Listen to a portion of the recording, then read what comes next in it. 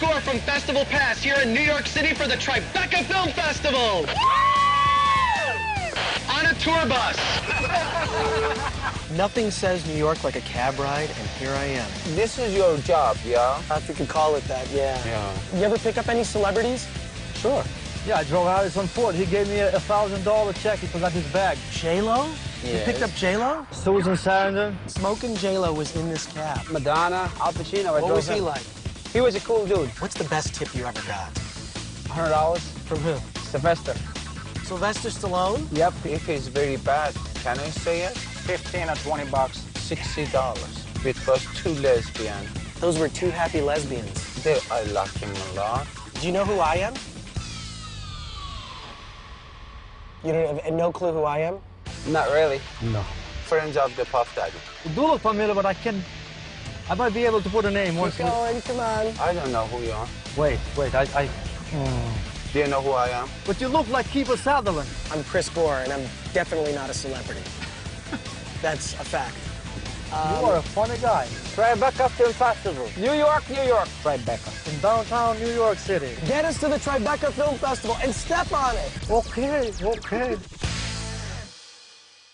Well, the whole idea is TRIBECA. In only its second year, the TRIBECA Film Festival has managed to double in size, and it shows no signs of slowing down. Everyone's excited about this festival, including me. It became one of the most important film festivals. Robert De Niro is involved, which gives it its own special aura. Brought lots of people back to the restaurant. Hollywood movies to independent movies and foreign and domestic. This festival has to find its identity. Any kind of festival that supports independent work is always a good thing. It's important to bring business back to TRIBECA. We need everyone to enjoy this magnificent city. And it brings this energy here. I think it's great. I support the TRIBECA Film Festival. This is looks like a huge success. TRIBECA Film Festival, be there.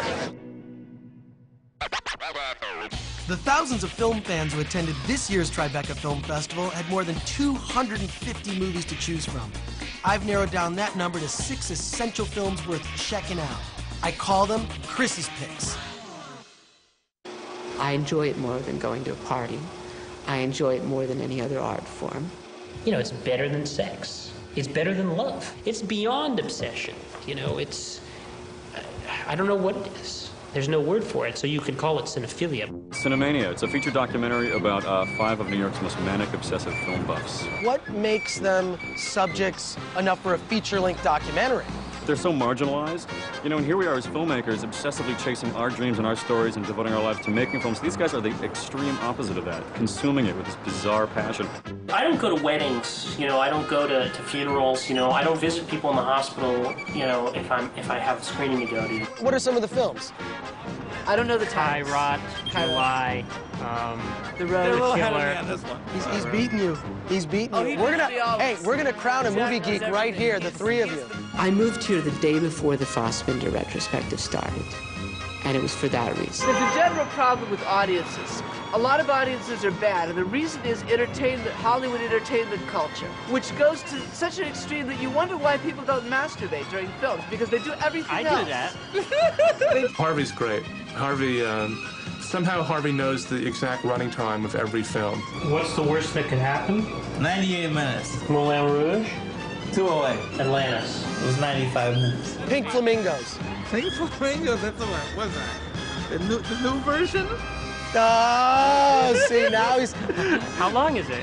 I think it's like 108 minutes, new version. The queen of cinemaniacs in New York. I think the person who's most recognizable, most visible, most notorious. Would you be shocked to know that a 60-year-old woman, was banned from the Museum of Modern Art for strangling a ticket taker for ripping her ticket stub? I always characterize myself as an archivist, because I save things on the festivals. Just because she's been collecting them since she was 15 years old? I mean, to us, we're like, of course, you know, who messes with Roberta? My life is basically collecting of one sort or another. You don't rip her ticket stubs. Everyone knows this. But you do, you pay the price. You get strangled. Film going is about the only chance I have of sitting down and not being distracted. You know, regular life, there's just a series of distractions.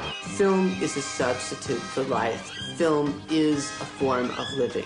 As a film lover, you have to accept that that is normal for you.